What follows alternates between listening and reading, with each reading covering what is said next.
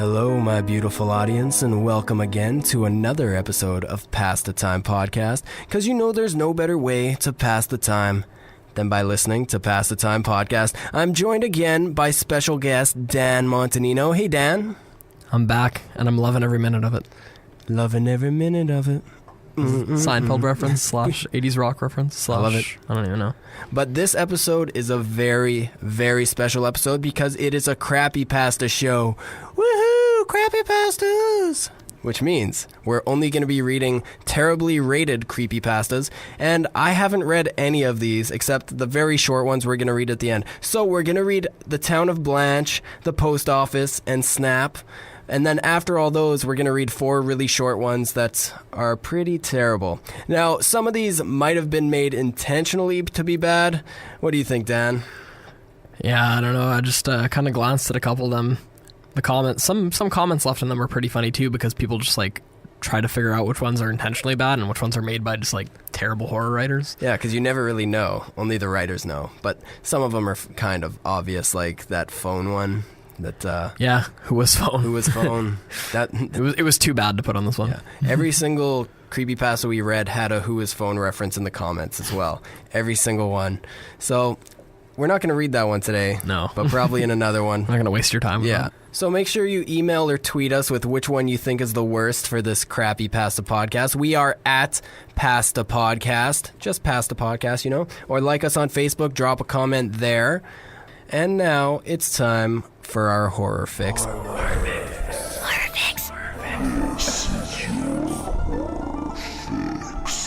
On this episode, or this segment, we're talking about this video game coming out for Mac, PC, and iOS. It is called Her Story. It was created by Sam Barlow, the mind behind Silent Hill: Shattered Memories.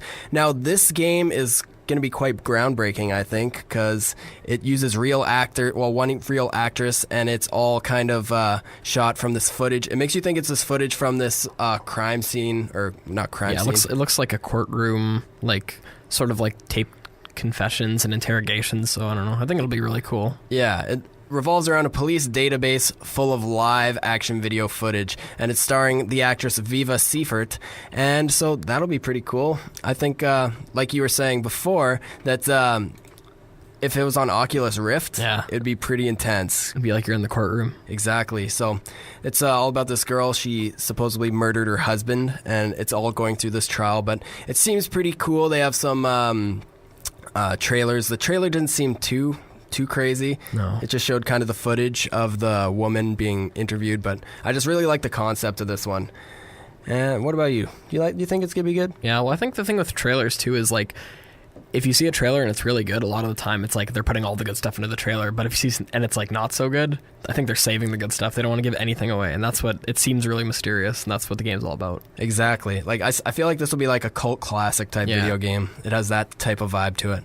But also, I know I've talked about this a lot, but I have someone else who has a little Dying Light talk to share with you guys. So Dan, you played Dying Light for the very first time the other day. How'd you like it? It wasn't what I expected it, but I think I messed it up because I was playing at my buddy's house and he's like close to finishing the game, so I couldn't really progress, because if I progressed, the story would have progressed, and he was taking a shower, we were gonna go out, so I was just kind of like chilling playing this game, and it was like daylight, so I could see all the zombies coming at me, and I was just cutting through them, and then my buddy's like, oh, like why don't you wait until nighttime? And I was like, I thought it was like in real time, like Animal Crossing, so it was like 5 o'clock, and I didn't want to wait till like 8 to play the game, so I just shut it off, played GTA instead. That's pretty good. It'd be kind of weird if it wasn't real time. It would take a lot longer to play. Yeah. But also, I purchased the game recently. I had been playing it at my buddy's house, but I made the plunge and I bought it, and now I've been up till like 2 in the morning playing it every night. So I'm kind of wasting my time, but at the same time I'm not, because I'm having so much damn fun. I think I need to try it when the game is at night, and then also like when it's nighttime in real life and like the lights off and maybe alone. Yeah, it's way scarier when you're playing it alone. Like, I play it alone in my living room. I just sit there. I'm like, oh my god. My heart's just like, for some parts. Oculus Rift? Oh god, if that game was an Oculus Rift, I think I might have a heart attack. Yeah. But I think it's time to read some creepypastas. So I'm going to kick this one off by reading The Town of Blanche. We couldn't find an author for this one, and for all of these was actually, I don't think we found authors for any of the creepypastas. They wanted to remain anonymous, probably, yeah, because it's pretty terrible. These are all quite bad. So it is time for The Town of Blanche. Are you ready, audience? Let's go. If you visit France's Côte d'Azur in your lifetime, do everything you can to avoid a small town called Blanche. I was in the country once with my parents, around 8 years ago. I was 12 at the time, and we were on a family vacation. We found ourselves looking for a place to get some rest and enjoy some local color. We were getting really hungry on the road, so it was with some luck that a town, unmarked on our map, rose unexpectedly on the horizon. This was the town of Blanche. Immediately after we entered Blanche, we noticed that the colors of the houses were darker than anything I had seen in my entire life. It's not like they were black or gray. They were normal colors for walls. They just look not right. It's hard to explain. Almost like it was a color that we didn't even have a word for because it's so dark and so strange. A few minutes after driving around town, we all began to notice the fishy stench, like a Friday market, except for the fact no fish were being sold. The people in the town also had a really weird skin tone, almost frostbitten and tinged in a deep blue. If I recall correctly, my father said something like, "These guys sure look like the sea." We had originally planned to stay in the town for a while, but my mother and sister were so disturbed by the creepy atmosphere and the town's denizens that they insisted that we keep driving and find a different town to stay the night. When we arrived in the next town, it was like we all gave a gigantic sigh of relief at once. We felt that we were back in normal civilization. However, the people who ran the inn that we stayed at in the second town did tell us some very freaky stories about Blanche. Stories that made us really glad we didn't stay there. So that was The Town of Blanche, and we couldn't find the author, of course, because it's kind of a letdown. They kind of build you up all the way just to not tell you anything. It's like, hey guys, I have this really crazy, freaky story to tell you, but I'm not going to tell it. Exactly. Yeah, there's no, exactly like what one of the commenters said, is just blue balls in literature. Creepypasta blue balls. Exactly. Ain't the first time I got that. No. But we also, we have our favorite comment that we found on the page, and it was actually commented by H.P. Lovecraft. He commented with, "Hey, I'm suing." So what do you think about that comment, Dan? It's enjoyable. I thought it was pretty good. It made me laugh, and also I think there was a reply from Cthulhu as well, so it's good to see him on the computer. It is. You know, just being a giant monster doesn't mean you can't work a computer. Exactly. If babies can do it, monsters can do it. All those tentacles, though. And I think my favorite thing about this this creepypasta was that comment, because it was better written than the whole story. Well, Lovecraft was pretty good. Yeah, that is true. I think he's a pretty good writer, so yeah. I think he can write some comments on a message board. So what do you think this creepypasta deserves? It got us 2.6 out of 10 on Pasta Time. I think it's about a 3.5. Yeah, I'd say 3.5 too. Like, it was a good idea. Like, obviously, whenever you're retelling like a classic Lovecraft story, it's going to be good. But I wish it was modernized more, like, because, well, I'm guessing when this story, like Shadow over Innsmouth, obviously, it was just word of mouth to not go to Innsmouth, whereas now it's like you could probably find articles and stuff on the internet and see it on the news, like not to go to Blanche. But I don't know. What do you I agree. If it was modernized, it could have been better, and it would have been better if they added an actual story to the end of this instead of just an intro to nothing. I think it's just kind of a slap in the face, so that's why I have it rated so low. Yeah. So I think I don't want to talk about this crappy pasta anymore. Let's move on to the next one. Are you ready, Dan, to read Snap? I'm ready. Listener beware, you're in for a scare. I used to live in the lower Queen Anne region of Seattle, just a few blocks from the Space Needle, which has a little park around it. Lawns, a fountain, sculptures, a theater, and museums. A little park which is remarkably safe after nightfall.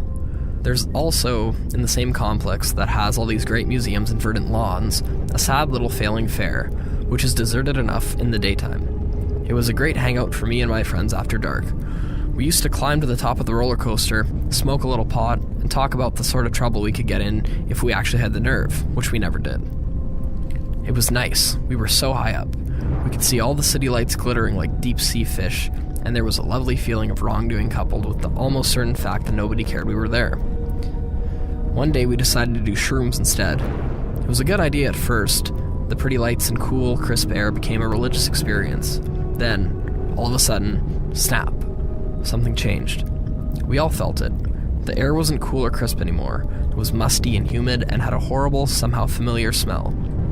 The lights started to move about in a very unusual manner, sort of lurching and bobbing, and above all, approaching. We didn't see anything actually come into the little patch of air that we were looking down on, but the lights around it weren't far, far too close together. Obviously, we started to freak out. Me and Anne-Marie and Brian perched up on that coaster ledge like our lives depended on it, but Eric broke off running. He made his way down the coaster with the grace of an ape and lunged over the fence and rushed off into the middle of the sane and healthy-looking concrete. There was a huge churring sound, which was distinctly insect-like and seemed to come from no direct source, but rather from every molecule of the atmosphere that surrounded us. Then, snap.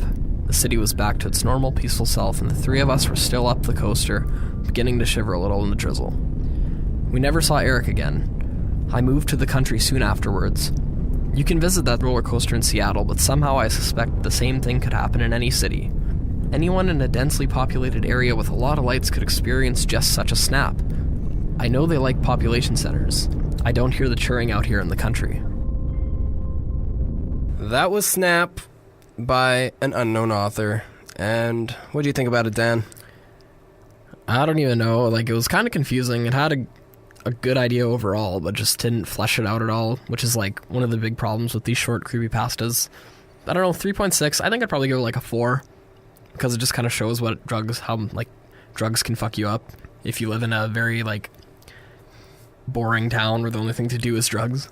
Yeah, I thought the idea was kind of cool, but it was such a boring creepypasta. It's just it focused too much on the grass. Yeah, and nothing. And lawns. I love lawns. I love a good creepypasta about lawns. So I think I'm gonna give that one. I'll give that a 3. Thought it was okay, but wouldn't ever want to read it again ever, or have it. Maybe if they like expanded on some stuff, made it longer. Exactly. It has the pieces, and it wasn't written like too poorly or anything. Like, I want to know what happened to Eric. Yeah, what happened to him? And I want to know why in the country there's no sounds of insects. Yeah, that doesn't make any sense. Like, it doesn't make any sense at all. I think that'd be the opposite. Yeah. But on to the last of the longer creepypastas we'll be reading. This one is The Post Office. So I hope you don't plan on getting your mail anytime soon. In the panhandle of Oklahoma, along the interstate, there's a lone brick building marked Post Office number 56, and is marked with tape at the door as closed. The building has no doors, and looks like a small box of bricks from a distance. The door is always locked and will never budge, no matter how hard you try. Every July 7th, if you're positioned to the west of the building with the door opposite of where you stand, your nose will begin to bleed. If you drink some of the blood, one of your teeth will fall out. Take the tooth and go to the door. The tape will no longer be there, and the building will have one small eye-shaped window. If you go to the window and place the tooth in it, the door will click open. Do not look in the window. Never look in the window. When you open the door, a slow, salty breeze will blow out, and the entire room will be pitch black. Enter the room and shut the door. You will wait 10 to 40 minutes, depending on the last time you saw your parents. After the time is up, a single shrill scream will sound. If you flinch, you will wake up in your bed, sweating. If you don't flinch, close your eyes quickly and start running. You will run for about 4 to 7 minutes, depending on how fast you are. Then you will hit a wall. Do not open your eyes. The ground will feel warm, and your eyelids will see the color red. Do not open your eyes. Just feel around until you find a ring on the floor. The ring will be as cold as ice. Pull on the ring, and the trap door will open. Enter the trap door. After doing this, you will fall through the roof of an office tile in a building in downtown Tulsa, in a bathroom stall. In the toilet will be a wallet and a gold ring. Take the gold ring. Do not touch the wallet. What the fuck was that?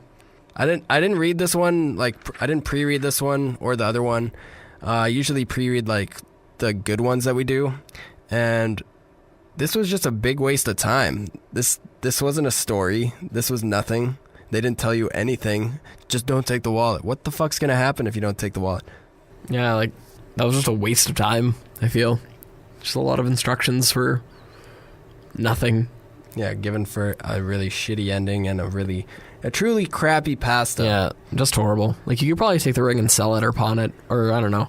But, like, would you, I don't know, it just doesn't make sense if you got teleported to Tulsa and you saw a wallet on the ground and a ring. Like, I don't think I'd take either. I'd probably just get out of there. Yeah, it seems kind of stupid. And this actually got a 3.7 out of 10 on creepypasta.com. And I'm going to give this a 1 because I really hated this. It sucked. There's a bunch of spelling mistakes too. And I'm going to give it a 0.90. So 9/10 even of a 1. Even lower than the 1. Dan is given the lowest rating in Past the Time podcast history. Fractions. That's how bad this was. But next up, we're gonna. It was so bad. I just can't get it out of my head. Like, I'm just mad that we actually sat through that and listened to it. Like, is a big waste of time. But the next ones we have, they're all very short. So we're just gonna read them back to back. I'm gonna read one. Dan will read one. I'll read one. Then Dan will read one. Then we'll talk about all of them right after because these are really really short. So, and then we'll see which ones we like the best. So we're gonna start off with my personal favorite. It's called Game. So prepare to have fun. And play the game.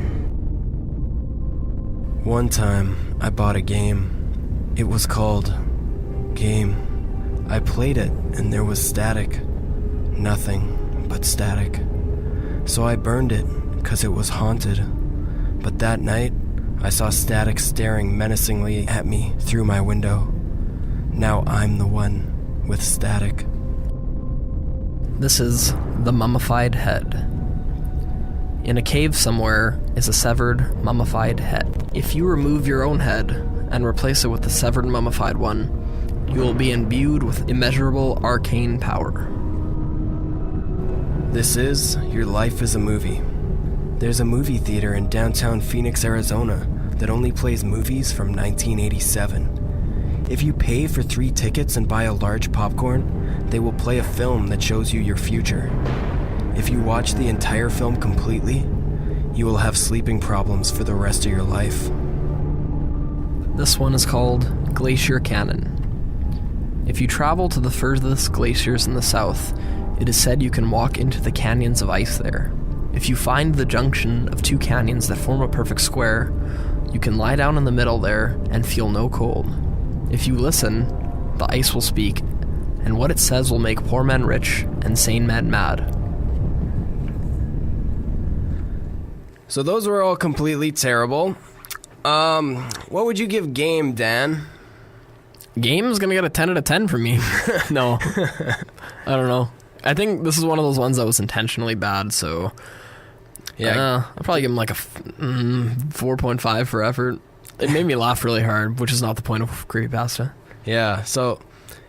this one, just the way it's written, it's completely obvious that it's written to be funny. Or a parody, just a shitty one. But, yeah, I thought this one... I liked it just because I laughed. So this one's getting a 4 for me. That's good. I like how when we played it back the first time, there was static. Yeah, we... that's such like a coincidence. I don't even know. Yeah, we recorded it and it got messed up because there was static in it. I think it was because we saw the static and it was staring at us menacingly through the window. Now we're both static. But on to the next one. The mummified head. This one was probably my favorite. Just how you read it made me laugh so hard. The intro, just so great. This one had a 2.8 out of 10 on creepypasta.com. Should be an 11. Yeah, this one, I'm giving this one a 4.5 just because I laughed. It's obviously terrible. Yeah, this one's definitely getting I'm going to give it like a 5.3 because it was just, the effort was amazing in succeeding to be terrible. It's true. Like, how do you cut off your head and then perform an action? Exactly. It doesn't make sense. There's one comment that was funny. A guy fell off. He cut off his head. You cut off your hand and fall into the head. So that's Who said that? He had the username? I don't remember their username, but there's another one. We didn't get this username, but this comment was pretty good. I read this creepypasta for 15 minutes and was rather drawn into the intricate writing. Then I reached the ending. And let me just say, fuck you. Like, I don't know. That was just like, I feel like the author wrote this comment as well. I know. It's just amazing. It was There's so 3 good. sentences, 15 minutes. And then on to your Sarcasm. life. Your life is a movie. This had a 3.1 out of 10. What would you give this one? Like a 1.5. Like, I don't understand. Like, it just... So you have to go and watch, like, Footloose or something? And then, I don't know. It doesn't make sense. I think if I watched Mannequin. Footloose, I'd just go insane. So What it, other... I don't know. It just wasn't good. What movies came out in 1987? I can't really think. It wasn't even funny. 87. Yeah, what came out in the year 87? I don't know. Maybe Ghostbusters. Yeah, something Ghostbusters 2. But Electric Boogaloo. the best comment on this one was by the user I'd Hit That. They commented, I shat myself. So, Right to the point. yeah, right to the point, no bullshit, just shat. On to the last one, Glacier Canyon. Got a 3.6 out of 10, very respectable, very. What would you give this one, Daniel? I think I'd give it 2 ice cubes out of 3 ice cubes. No, sorry, 2 ice cubes out of 10 ice cubes. Yes. Because I'm not giving it like 97%. Yeah, it just didn't make any sense at all. Like, I think the whole point of this guy is kind of like a dick. He just wants people to go put their, like, ears to the ground and probably get frozen. He wants everyone to pull a Christmas Story, I was just going to say that. but with their face. I'll just put my whole face to this glacier. But that one had a pretty good comment. It was by The Boy. And you want to read that comment, Dan? I would love to read this comment. So the boy claims that he tested it with someone. They turned into a fire-breathing 2-headed yak, which promptly tried to kill me. I had enjoyable sandwiches that week, incidentally, which I think might be the best sentence ever written in all of literature. It could be.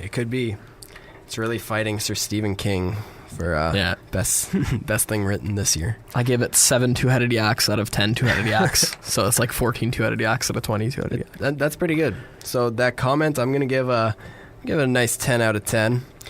But the creepypasta, I wouldn't even piss on that glacier. Yeah. So that was all of our creepypastas for today, or should I say crappy pastas. We hope you enjoyed all of them. We hope did. to do some more crappy pasta shows. Hopefully bring Dan back for those. If any of the authors of these are listening, I just want to give you guys a nice fuck you for ruining our day. Except for the mummified head. head. Thank you. We knew it. Thank you for the mummified head. But I normally end the show usually with a quick review of a horror movie I saw recently. I'm going to hand the reins off to Dan this time. So what movie did you see, Dan? Yeah, I was just cruising the old Netflix cache and found Devil's Due. It was I really liked the found footage movement, you know, like VHS, all those movies were really good. Like, it had really interesting cinematography, like security cameras, webcams, stuff like that. Like, it was really cool. Phone stuff and everything. Yeah, it was, camcorders. I remember I saw the beginning of it, but it was a while ago. So I remember them going to like this back alley somewhere. They're like, oh, let's go to this party. Yeah, they're going to some backdoor club, and then I don't know. I wasn't really paying attention at first, but yeah, I think some they have a camcorder, and they put the camcorder down. And basically, some sort of rituals performed on the wife, and then it's quite messed up. It's really messed up. But what would you give that on a creepypasta scale out of 10? I'd probably give it like 6 deviled eggs out of 10 deviled eggs, because like it was enjoyable, but I probably wouldn't watch it again. I just thought it was really, the concepts were good, like the experimental aspects. That seems to be a theme with a lot of the stuff we read and review. It's just the concepts are always good, but it's always execution. A lot of no one can execute it properly. So hopefully some good shit will come along and we will enjoy it. But until then, we'll keep reading, keep on looking, keep finding, keep on keeping on. But that does it for our first crappy pasta episode of Pasta Time Podcast. Make sure you like us on Facebook. Make sure you follow us on Twitter. If you want to request anything, crappy pastas, creepy pastas, anything at all, send us an email at pastatimepodcast@gmail.com. gmail.com. We enjoy all your input. We enjoy any questions you may have. We'll get back to you as quickly as we can. But yeah, subscribe, like on iTunes. We love you. Say goodbye, Dan. Bye. Bye. Good night, everybody.